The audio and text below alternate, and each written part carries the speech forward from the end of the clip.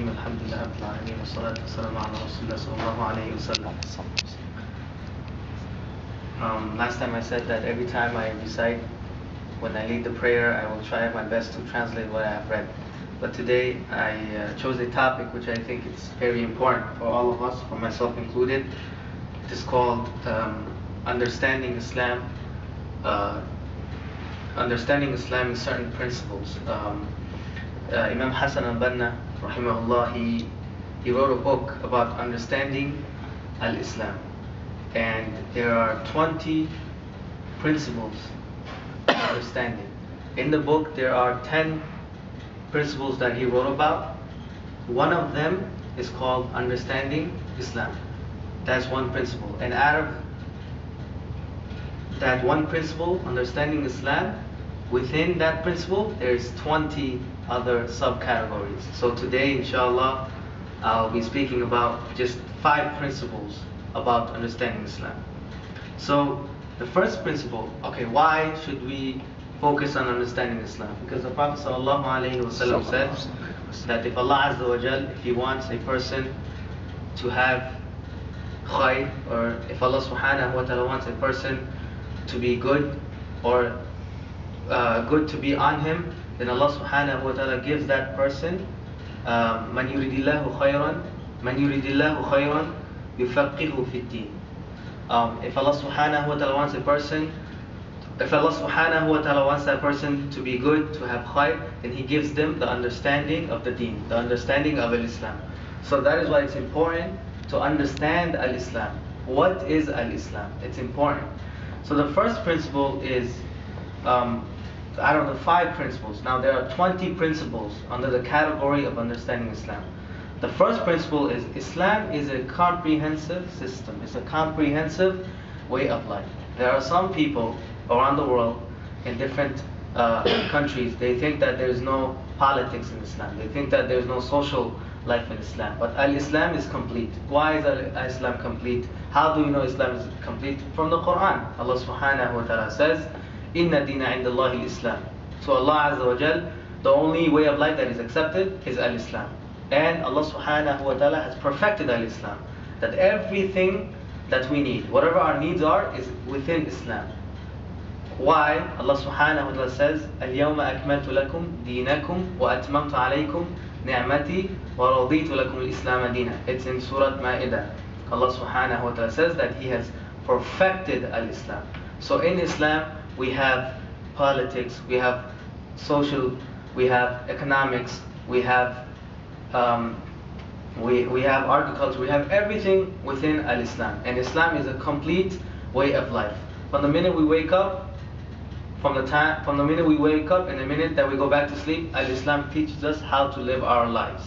The second principle is that our reference, our understanding of Islam should not be just scholars, or should not be just books, but there are 2 specific references that are very important, that are very vital, which is the Quran and the Hadith. Because nowadays we have too many people.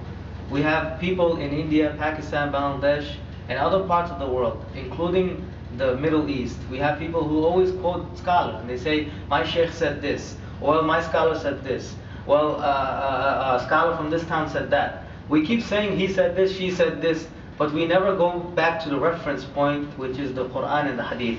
We never say that the Prophet ﷺ said this. We never say that this is what is said in the Quran. So our reference point should be the Quran and Hadith.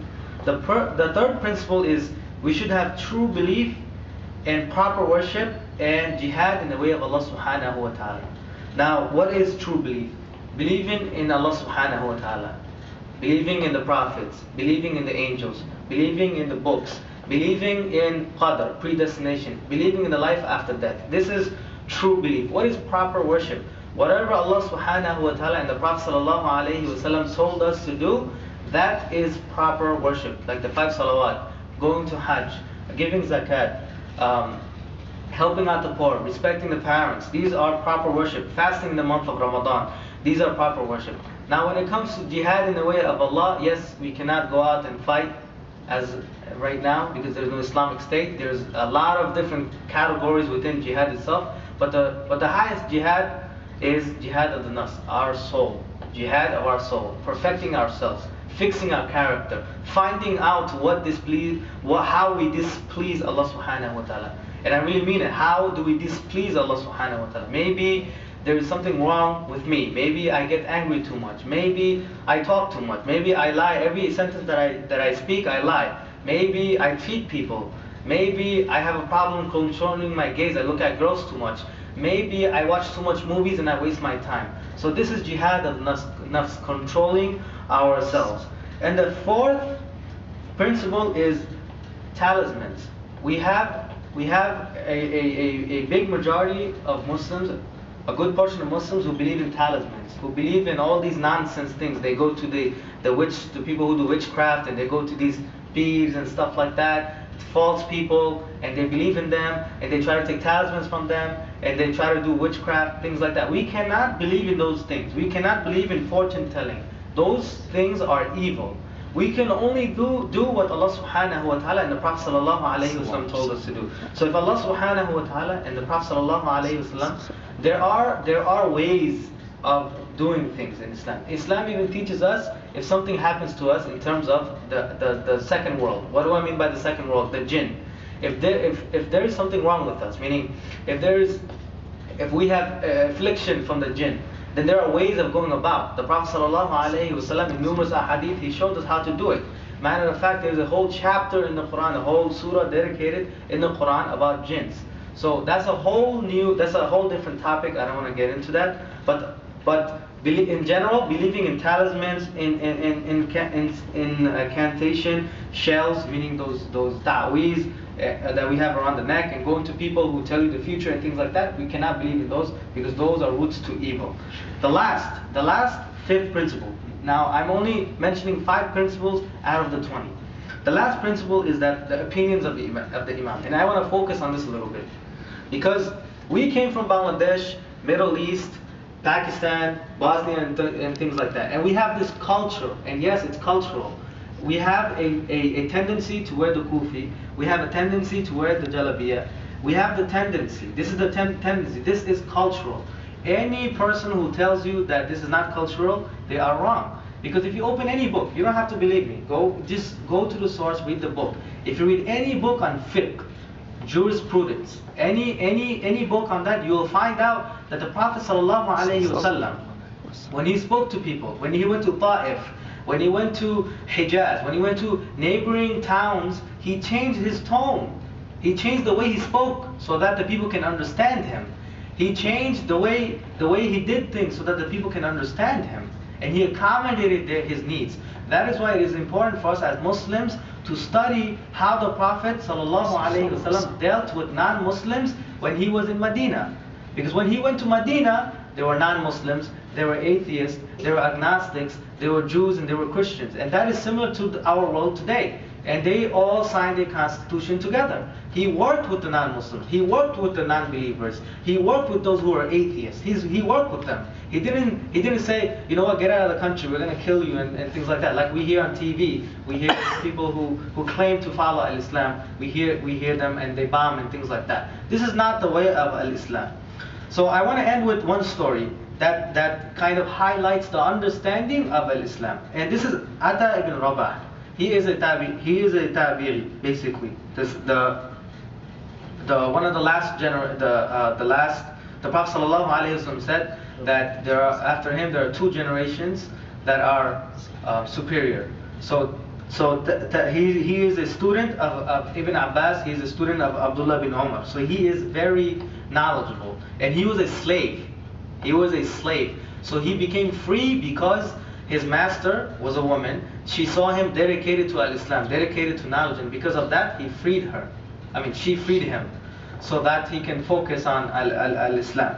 But he was known for 2 things, and he was very highly intelligent. But he was known for 2 things. He was the sultan of the nafs, meaning he was the king of his own self, of his desire, and he was the king of his time. He made sure that his time, whatever he did in his day, was according to Allah subhanahu wa ta'ala. He made sure that he was pleasing Allah subhanahu wa ta'ala.